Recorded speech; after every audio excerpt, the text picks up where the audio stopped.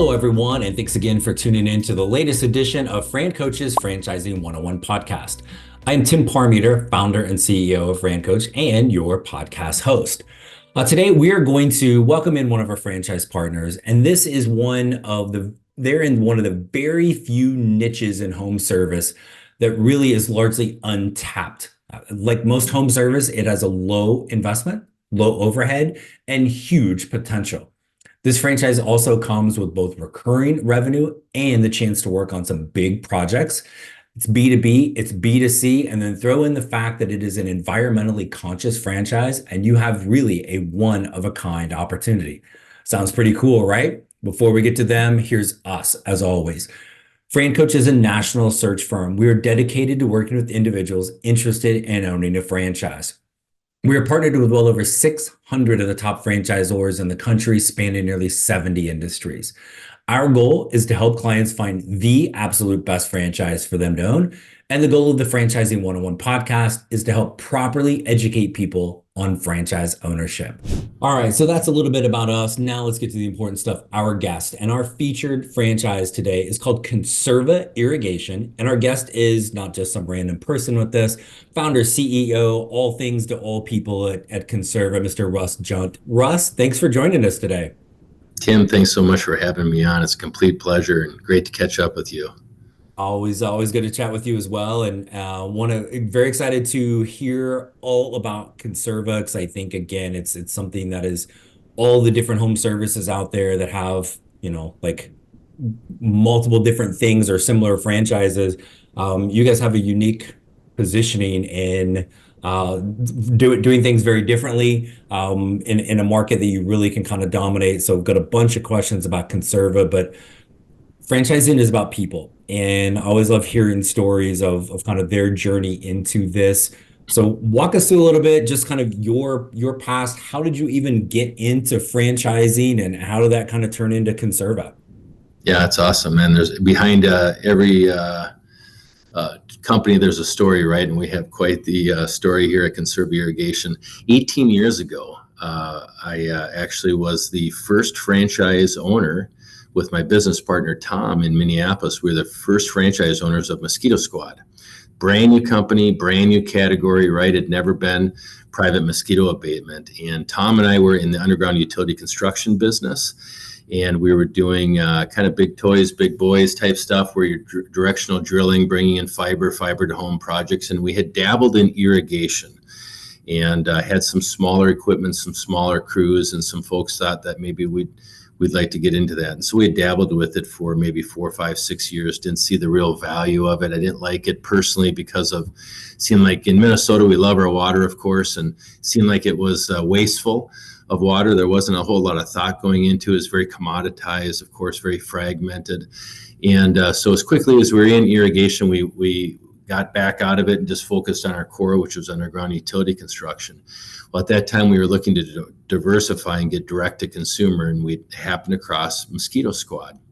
And like I said, that was 18 years ago. Scott Zeid is our CEO today of Empower Brands, and Scott was the co-founder of Mosquito Squad. So we met literally 18 years ago. In fact, one of my peers here in the office, Rich Young, who heads up Outdoor Lighting Perspectives, that was his first week in the office. So that's when we had met as well. So it's just funny how it all came together. Well, the first 4 years of Mosquito Squad were absolutely fantastic. Still today, I'm a franchise owner. But after that first 4 years, I thought, man, this is so great. It was my first go around with franchising, not in business by yourself, right? Certainly for yourself, but not by yourself. And the first time that there was a group that was helping us, and absolutely loved it. And so I looked to my business partner, Tom, and I said, you know what, we ought to go buy another franchise. Let's look into irrigation. There should be a play there. And of course, Tim, we found out there wasn't any such thing, right? So behind that became the whole mission. And I studied like crazy the market, the irrigation industry, and it's a very old and antiquated industry that is lacking in sophistication. But I was enamored with the fact that they were just starting to make some movements towards smart irrigation and being efficient with water. And to me, that was music to my ears. And so really became a student of the industry for about 9 months, went to my very first Irrigation Association national show. It was in Phoenix, Yeah. right? So right about where you're at. And I loved it. I fell in love with it. And I thought, man, this is fantastic. Gathered a bunch more data. And then at that point, founded the company in December of 2010 and went on this journey. And from there, ultimately, started building the proof of concept in the Minneapolis market, started our first shop in August of 2011, first 90 days with a single page kind of stagnant website and a bunch of yard signs. We had 305 customers in 90 days.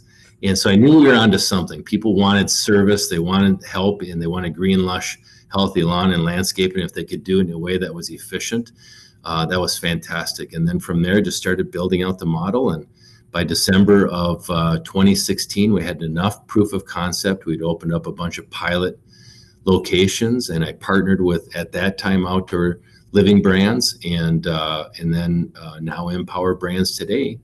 And we franchised, and here we sit, not even 7 years later, at 77 awesome locations. We're in 32 states. We're knocking on the door at 50 million in revenue. And it's just been a blast.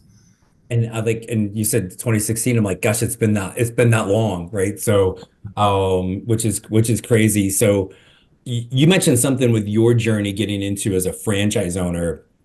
So I want to come back to this because, and as you know, you'll run into people and we'll show them franchises, and here's one, they've been around for 20 years, they got 500 locations. Here's one with 10 locations, right? And being that kind of early adopter is kind of scary because you don't have a lot of data, right? From a historical perspective. How did you guys come to the conclusion? You're like, you weren't like franchisee number 11, 20, you were number one, right? Yeah. So talk about some of the things that kind of led you to have that confidence, because it was your first franchise, to be able to go, hey, we believe in this, we can be number one, first one to kind of lead the ship on this. What was that like? Yeah, I'll tell you. Well, the culture here is again, at Empower Brands, is one that is, we foster creativity, we foster people and what people and the power that people can have when they get together, and we value that, right? And we really champion the success of all of our people here as members of the staff, but also all the franchise members. And the reality at the end of the day is our the founder of Outdoor Living Brands and former CEO, now chairman of the board at Empower, Chris Grand Prix. We learned a very, very important message back then. He said, well, Russ, every single year now, Tim, I said, boy, Chris, I think we have enough data. We should franchise this model. He's like, no, you've proven that you can do it in one market, your market. Not everybody's Russ. Can you do it in multiple markets? So then I went to a couple other markets and expanded, doing pilot franchises, right? Not selling them, but gifting them. But they had to invest, of course, in the people and the staff and the marketing and all that good stuff to get proof of concept. So I was in 2 or 3. Chris, we've got enough information. Let's do it. That's great, Russ, but we want to see AUVs increase. We want to see profitability increase. We need more. So kept going across the nation and finally down into Florida, and we had 9 locations in total. Everybody else was doing even that much better than we did in our pilot location in Minneapolis. And at that point that's when the green light was given. Russ, here's the deal. We're not going to ever franchise a model on the back of an investor, on the back of a candidate or a prospective franchisee using their funds. We're going to vet it out with our funds first, make for sure that the unit economics are absolutely solid, favorable to the franchise owner. And from there, we're going to build a great validation story, multiple locations. We're going to build upon that story. And that's really how we started out. And we were the first ever. We didn't invent the category irrigation, but we were the first to market. And the key, I think you know it as well as I know it, Tim, first to market is a powerful play. Yeah. Because you're competing against those that, right, have commoditized the experience, those that they're very much the fragmented experience. And from that, we know we can run up the score, and that's what we've done. Yeah, no, it's awesome. So talk a little bit about, and I definitely want to come back to talk a little bit more about Empower just in general, but So let's go to the basics. Conserva Irrigation. I'm not super smart, but I'm going to guess the business has something to do with irrigation, right? So, from a consumer perspective, talk a little bit about what Conserva is doing, and and again, there's some very key differentiators with it. So, kind of walk us through that first. Yeah, big time. So landscape irrigation first is the key to everybody jumps in. Hey, you guys do golf? Do you do agriculture? We don't. We do all the homes around golf courses. That's key. And we do the HOAs and all that good stuff. But residential and commercial landscape irrigation, sprinkler systems, right? I want to clear the deck. Okay. First things first, nobody in their right mind goes into irrigation on purpose. Okay, that's just, unless they have a head injury. Nobody's going to flip through the slide deck and go, man, that's got my name. Every spouse is going to question their husband or their wife and say, what are you thinking? Now, that was before there was a business model behind it. So keep in mind, like all companies, right, that we build here at Empower Brands, is we're a marketing company, okay, that happens to be in the irrigation space. And the irrigation space for which we live is landscape irrigation, both residential and commercial. And on the residential side, again, it's all about efficient irrigation. How do we deliver water effectively, efficiently, so the consumer can have what they desire: green, lush lawn and healthy landscapes. And from that, right, repair and upgrades, of course, standardized maintenance packages, installation, of course, we do the best, right?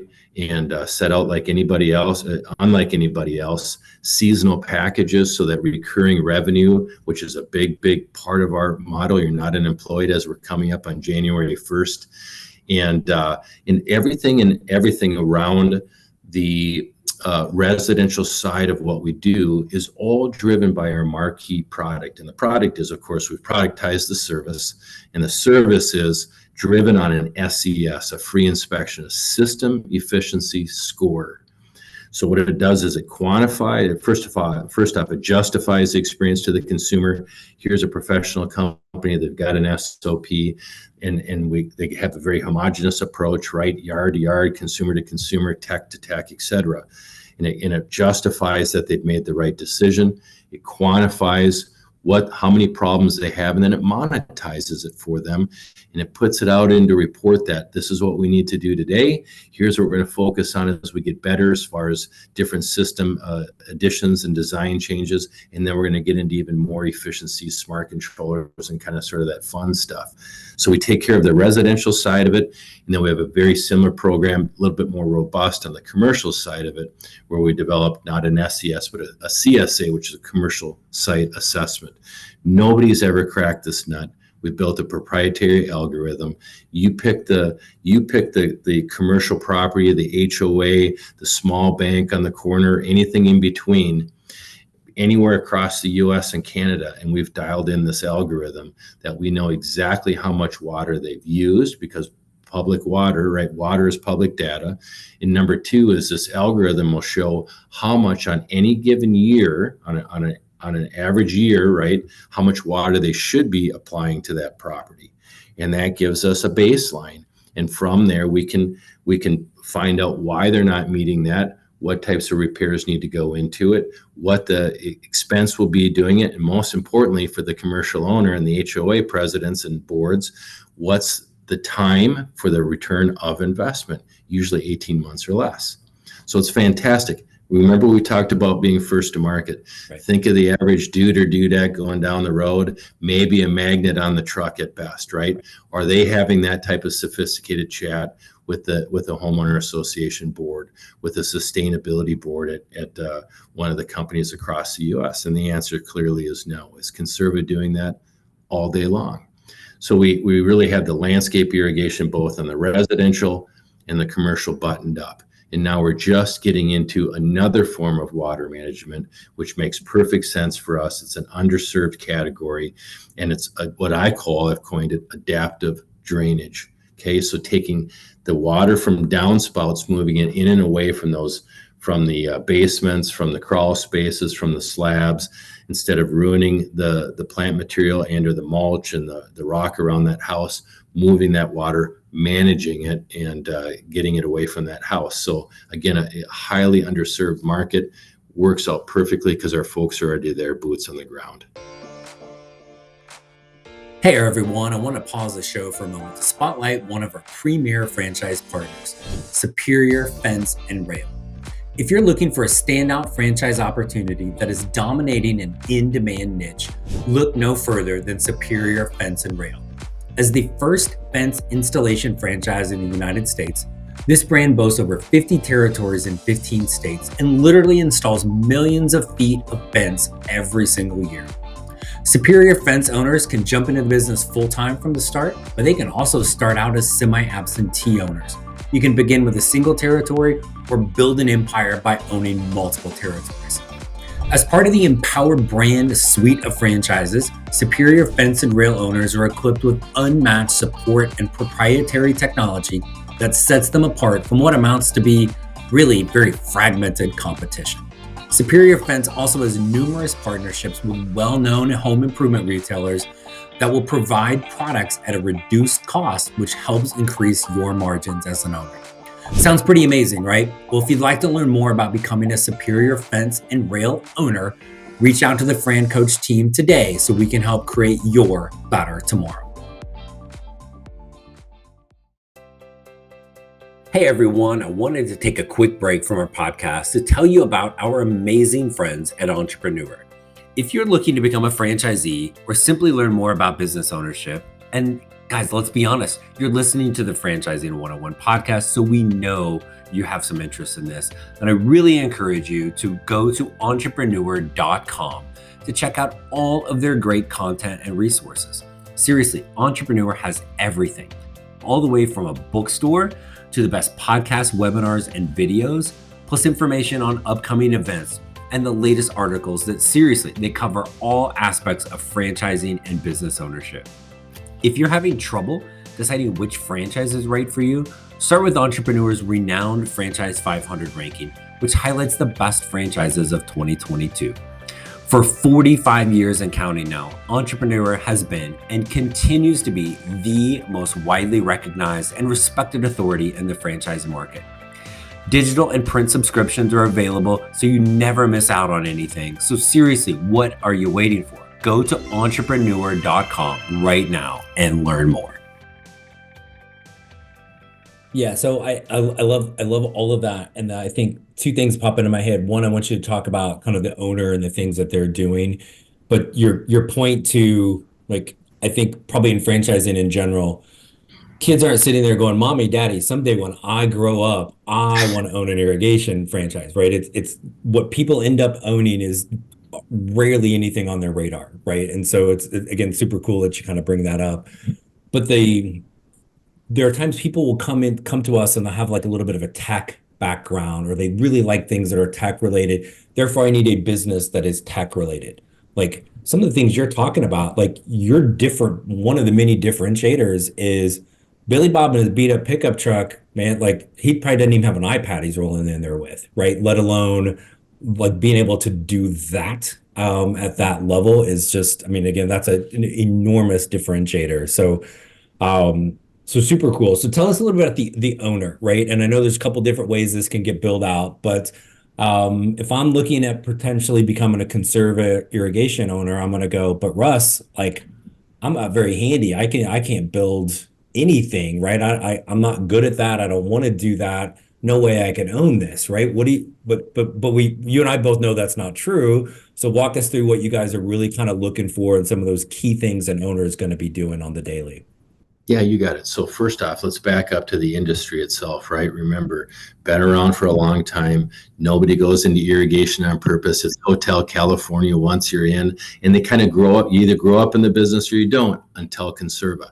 Conserva is the first of its kind to be taking owners from outside, right, or creating ownership, right, taking people from outside with a whole storied past, an eclectic background, people with great business acumen, people that are more technical, people that have a love of the outdoors, and a whole variety of folks, right, that don't know irrigation, but can apply those skills to a business model. So this is the first time ever our industry has experienced people coming from the outside with being thought leaders, a new look, a fresh look, a new investment, understanding that it is marketing and not the technical side so much, right?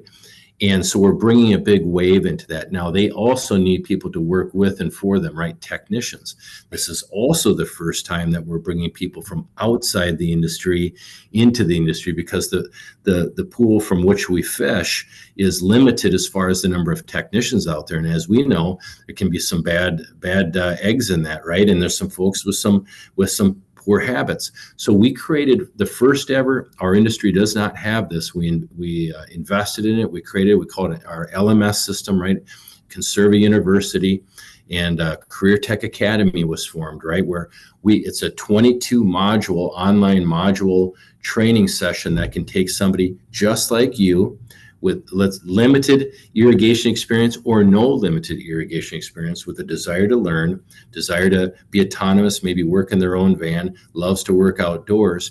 In 30 to 60 days, we can train them up through the online LMS system, and also a series of ratifying what they've learned in the field. 30 to 60 days, they can be in the field, earning an income for themselves, earning income for and with that business owner, that franchisee, right, and handling 85 to 90% of the irrigation challenges. The last 10% they're going to learn, of course, on that job. So we've been able to take a whole fresh perspective, bringing people into it. So that's the biggest thing that we want to cover is again, it's not so much the end result of being in irrigation. It's what type of business, what's the size and scale, what's the bottom line, how are you going to impact your family, and what type of wealth you're going to grow by using this vehicle. Yeah, it's like we talk a lot to our clients as we're trying to figure out what business model to show them. Are you better with really highly skilled people? You better with more unskilled and train them? This is almost kind of a combo, right? You're able to bring somebody in fresh, right? Desire to learn, and then give them through the franchise model, like, here's all the stuff, and now take somebody into, like, hey, they're already now a technician, right? You've helped them learn a skill. Hopefully they stay with you for a long time, but at least it gives them, like, it's kind of a new career path with this, right? And so, yeah. And the key thing is you don't have owners out there. I mean, again, I'm sure there are some owners that will get out there and enjoy it. You're overestimating my ability to learn if you think I'm going to figure that out. And I don't care how great your training is, Russ, that ain't happening, right? But I'm guessing you do have some owners that do that, but you really kind of need them more, right? Running the business, working with the customers, building those referral sources in the community, things like that, correct? Yeah, 100%. Working on the business, not so much in the business. I'm all about leadership by example. All of our business owners, right, they're going to go through the LMS program. They're going to earn their stripes. They're going to show their technicians that they know what they're talking about, and certainly become a student of the industry. And that's very, very important. But then we want them removing themselves, right? Rinse and repeat, duplicate, replicate. How can we build scale in this business? And it is very linear in nature, and it is modular, starting out with a van or two and one or two technicians, and then having that training module, split the amoeba. Now there's 4 vans, split the amoeba. Now we've got 6, 8 vans, etc. And it all comes down to this whole marketing side of it. We call that business model. We call it the Conserva wheel. And there's several injection points where the consumer is going to find us on Google, right? Relative to their need. When the student's ready, the teacher appears. Well, a lot of times guys are running maybe the exterior services of the house. They shouldn't be, but a lot of times they are, right? And all of a sudden we're a little slow. Hey, it's snowing. I should probably get the system winterized. We're not as thoughtful, so we're more reactive. Well, we're in the winterization stage right now. We're doing tens of thousands of them, right? So we created a protocol around that. We don't just simply winterize the system and move on, commoditize the event, take the money and go.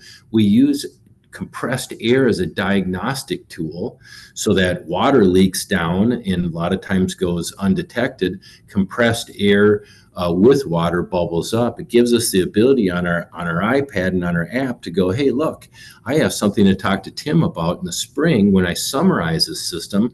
That on average, that's about an $800 ticket. Now in the short off season, if I'm in any part of the north that might have a very, very short off season, now at this point, January 10th, we're selling seasonal packages, Club Conserva, right? Or Conserva Club, getting them on an auto renew. That's getting us out the door for summarizing and winterizing and mid-season inspections. Or it goes around to that free inspection. That's our number one call to action. Breaking down barriers, give us a shot. We're going to run through 50 different points of inspection on your property and give you a report that day that, again, justifies, quantifies, monetizes the experience. And we're all just adding sophistication to a very antiquated and unsophisticated space. Right. Well, and no, absolutely. And you brought up the next thing I was going to ask about is, well, this is irrigation, this is outside, obviously. Oh my gosh, this couldn't possibly work in the north because it snows and blah, blah, blah. And again, where was this founded? Oh, wait, Minnesota, right? But talk about, because that is, like, I don't know if concern is the right word, but it is something that people should at least have some questions about. So, like northern half of the world like slows down a little bit, but you kind of talked about that, some of the winterization things that go on for this as well. So it slows down, but you're also still selling the service, you're building those relationships. You may not be doing as much work physically when there's 3 feet of snow on the ground or whatever in January in Minnesota, but Exactly. the business is still rolling along. Boy, the land of 10,000 lakes where water seems plentiful, right? We're going to come up with a water conservation company during all 4 days of summer, and it's awesome. Sometimes that falls on a weekend, right? So we summarize a system and winterize it in the same week. Yeah, we have a very short season, but I'll tell you what, it doesn't matter. Human nature is human nature, right? So we have people in Florida with a year-round 365 days, or where you're at, same thing, 365 days, water scarcity. Man, what a great year-round business. Boy, I wish I lived a little bit further north because the call to action is so sweet. That customer acquisition is unlike any other. Think of it. And again, there's great companies across all the US, across the world that, well, let's say garage doors, for example. If you had a franchise or a business that worked on garage doors, and if you didn't service your garage door before December 15th, when it started to get a hard freeze, you'd have a catastrophic loss. The garage door went open and you couldn't get out of your garage. Well, that'd be a pretty cool call to action. Well, guess what? We have that built in. Water freezes, systems crack, catastrophic outcomes, right? So a consumer has to make a decision during that 6 or 8 week period of time. I got to winterize that system myself. Most don't know how, don't want to deal with it. I got to hire somebody else to do it. And, or I'm going to ignore it and have the catastrophic result of it. Well, guess what they're going to do? They're going to go to Google. They find us. It's awesome. And through that, as I described, is we have this awesome winterization assessment program where we go through, take a look at what's wrong, pre-sell that seasonal package, pre-sell the repairs, taking the revenue in, selling in January, selling in December. And it's crazy. So it's year-round sales. And we're in the ground maybe a little bit of a shorter period of time. You'd be amazed. It's not that much shorter. Right. No, and I think the other thing that people forget, and I grew up in Midwest, but I've been in the South for a long time, right? Like I'm spoiled, right? Where like the sun is out, like I can go outside, I don't know, 400 days out of the year or something. I mean, don't quote my math on that, but a lot, right? But there's a premium on being outside where you are, right? And so when it is nice and you can get outside, like you don't want it looking like crap, right? You want everything ready to go so you can get out there and enjoy it because there's a shorter window. So I think in sometimes businesses like this, there's again, like in some ways, weirdly, I almost think it might be better in the north, which most people wouldn't think of because again, I'm spoiled. We can go outside, like I had to wear a hoodie today. It's cold. And so like, but I got shorts on, right? So it's like it's a real struggle of the winter months down in the South. So when people hear or think of those things and think of the seasonality, it's not nearly as seasonal as I think most people think at the beginning, but it really does put that premium on, like you want your customers, they want everything looking as good as possible when they can get out there. So, yeah, and I think that's why in Minneapolis or in Minnesota, it's the greatest, it used to be anyway, the greatest number of people per capita that play golf, right? Man, got to get out there, play that game, right? You got to take advantage of it. That's the same thing. Green, lush, healthy lawn landscape, get the kids playing in the backyard, throwing the football, having fun. And I want it to look great. I moved to Florida 4 years ago, so very similar. I understand that same concept. Any day, anytime you can get outdoors. Yep. But then you can enter in other things. Snowbirds where you are, people that need year-round service that are only there half the time or for a few months, right? And there's even that much more attention to detail that needs to be paid to. So across the U.S., across Canada, I'm telling you, the opportunity for irrigation is endless. Yeah, no, I love it. So I want to come back to Empower Brands. And so Conserva is part of Empower, and we had Scott Zide on maybe a month or so ago. And as you well know, he's amazing. And we had one of our FranCoach team members recently came to an Empower Day, kind of the Meet the Team Day version for you guys. And she made a comment, because I know you're going to talk about culture, and people are going to hear culture and go, yeah, whatever. That's one of those cheesy, like, corporate buzzwords, like we're going to pin a pin in it and circle back or whatever, right? But she commented, well, she was blown away, but one of the things she talked about was longevity. And she had spent some time at another franchise brand that is known for the opposite, right? There's constant churn with this other group. And she's like, I talked to this person, if they've been here for 8 years and they're like a newbie, and this person's been here for 10 and you're 18, and and again, like, people get to Empower Brands in whatever capacity, and like, they don't leave, right? So that's an amazing testament to the culture. But talk about some of the things like that really Conserva owners get the added benefit, like, not that there's not enough already with Conserva, but the added benefit of Empower Brands. How does that help your owners? Well, I'll tell you, franchising is a fantastic vehicle, but it's a scary vehicle if you think about it. One of the reasons I brought Conserva to Empower Brands was because of the experience, right? Was because we're not taking a flyer here on people's lives. They're 401k investments that are turned over to build this business. These people are investing in experience. We've got 1,400 plus territories across the U.S. and Canada. We've got over 250 years combined of experience on the brand team staff. Think of that. Right. At the C-suite level and above, over 250 years of experience. And that speaks volumes, right? We've got over 650 franchisees. We've got 11 brands in the growth mode right now. 6 founders are on the team. I'm included in that, right? Yeah. That have that type of entrepreneurial experience and greenfielding these businesses and growing them into massive units, right? We have 8 brands that we have either incubated and or are incubating today, and 4 former franchise owners that have grown up and become part of the franchisee, or part of the franchisor rather.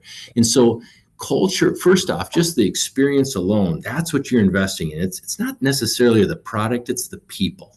It's always the people. And that's what we keep coming back to, is we're people first. And I get that, where people are going to be, yeah, sure. When we say, I literally have goosebumps right now talking about this, because when you come through our front doors, these beautiful glass doors here in the North Campus or the South Campus, same thing, you literally hear the words, welcome home. The first thing you see is our kitchen, if you will, right? Because that's where family congregates, right? So this massive center island, and that's where we had lunch brought in for everyone today, right? And that's the sense and the feel that we have. It's all about, you get what you get, right? Every single time. And here there's a lot to get. It's all about the people. You can't make this up. This is not the Truman Show where we're just putting on a little thing, but in some hired actors. This is people that truly believe, they live it, they sleep it, they breathe it, they want it. It's their everything. And I love that about our company. And it attracts the best of the best. Yeah. And for all the millennials out there that don't get the Truman Show reference, go ahead and Google that. But that's old people humor today on the podcast with me and Russ. So no, it is. And I know you get the shared services, you're going to have you may go into a market and you're a Conserva owner and there's already an architect or an outdoor lighting or right. And again, it's one thing to say it, but having watched and like been just a huge proponent of Empower Brands, outdoor, I know they changed the name a few years ago, right? But there's always been that like collaborative, like you're not an owner here, you're not an owner here. You guys are owners together. And so and or being able to talk to another owner of your sister brand that's gonna say, like, hey, come on over, Russ. Let me take you to this BNI meeting. Let me introduce you to some people. Let me like it really is that family aspect. And there may be people that listen to this or talk to you guys are like, no, like I don't let, and that's okay too, right? But when you're talking about that just overwhelming level of support and really like I think it was Aaron Zaid who said this, but somebody said this to me about Empower is like we're huggers, right? Like and probably just Aaron, right? But again, really that warm, inviting, like we're going to kind of create that family aspect of this. And it's one thing to say it, but I've never had anybody look at one of the brands that didn't, even if they didn't move forward, didn't come away going, yeah, they're really good people. That's just maybe that's not the exact place for me, like or the right brand for me, or I'm not ready to be a franchise owner. But everybody has come away impressed with the group, and that's good to Yeah. hear you talk about that from a consistent standpoint as well, and get the goosebumps and 18 years of being in family. That's a long time. That's no joke. So love that.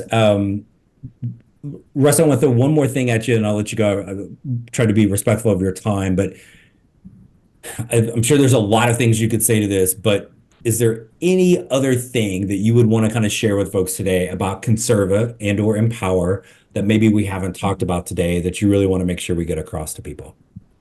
Well, I think there's an opportunity right now across all opportunities, but really across corporate America, across this next generation coming up that has grown up around cell phones and have been a little bit more disconnected. And I'll tell you what, I think the people at the core are amazing. And what I find consistent across all of our franchise owners, not only at Conserva, but at Empower, all the 11 brands, is that people want to be part of something bigger than themselves. They want to be part of something special. They want to be recognized. They've got right that on their chest or something, make me feel special, make me feel important. I want to be somebody. I just want to be part of something that is great and a great foundation where I can live in the world of what we call cooperation, cooperating, collaborating, working together, but still the spirit of competition is alive and it's well. And recognition to me is overlooked in most places today, right? Recognition, I believe, if done thoughtfully and done properly, is everything. People want the opportunity to get across that finish line and feel great, whether they're competing against their own numbers. We happen to do that stuff internally, right? We have magnificent milestones where your first 10,000 of revenue in a month, 20, 30, 40, 50, all the way up to our record at 705,000 in a single month. It's crazy. And, but all that type of stuff, right? How can I get recognized for doing what's right? How can I get recognized in my community for being a thought leader, bringing something to the table, such as Conserva, that's all about conserving the Earth's precious and very scarce resource in water, right? 40 to 60% savings on an irrigation system at the residential level is impactful. At the commercial level is meaningful. At the municipal level is a game changer. And just think of that, to be able to walk across, put your head on the pillow at night, knowing you're creating something that's sustainable. You're creating something that you can build it, to sell it, to pass it along as legacy, bring your family involved. And yet your head's on the pillow at night saying, I'm doing what's right by the earth as well. You can't paint a better picture. And so that's what, again, if there's one last thing I would ever say is no matter who you are, where you came from, if you come to check out Conserva Irrigation, I promise you, we might be 6th on the list. We might be 18th on the list. You have one opportunity to spend some time with our team, I guarantee we're going to be number one, because it isn't about the irrigation. It's about the marketing. It's about the experience. It's about the impact, and the fact that we all want to suit up on Friday night, get back in the competition mode, take it to the streets, and understand that you're competing against the unsophisticated folks, where you can run up the score and make a generational difference in your wealth strategy to your family. And that's what it's all about. Yeah, I love it. If only you had a little passion about this, Russ. I mean, like, It's oh my awesome. goodness. Right, this is getting right down to it. We got one more guy. We've got our buddy, a little shout out to Umberto and Maria Manzano, North Oklahoma City, man. We're super excited for them. They're going to be our 16th watchware. All the other 5 this year, we have 6 new ones coming, and that's when you get $1 million in revenue, right? You get the Conserva watch. You get to tell what time it is finally. And so he happens to be over at training for cross-branded, right? He's training for Canopy. And I'm like, Umberto, last night we had a holiday party. I'm like, Umberto is going to be able to tell the time, right? $34,517.38 hard cents. He has to get across the line by December 31. And I know they're going to do it. But again, another great form of recognition. Oh my gosh, that's amazing. So, and congrats to you too, personally, because I know this is your baby, and I know how hard you have worked and how long you've worked on it, and just so excited for your success and Conserva's. And I thank you so much for coming on to talk to us today. Tim, thanks again, and congrats to you as well for just an awesome legacy that you're setting up here. You got a great a team that you continue to build, which is fantastic to see. And again, what a great business model you have as well. So thanks for having us, and thanks for highlighting both Conserva and Empower brands. My pleasure. Thanks so much. Thanks again to Russ for joining us today from Conserva Irrigation. And as always, we'd like to thank our loyal podcast listeners for tuning into the Franchising 101 series. We hope this helps enlighten you on some of the amazing opportunities that are out there. If you are ready to learn a little bit more, please reach out to us, FranCoach.net, Franchising101podcast.net. Again, we are always .net. Don't fall for the imitators. If you're ready to talk, you're going to talk straight to the old ball guy here in myself.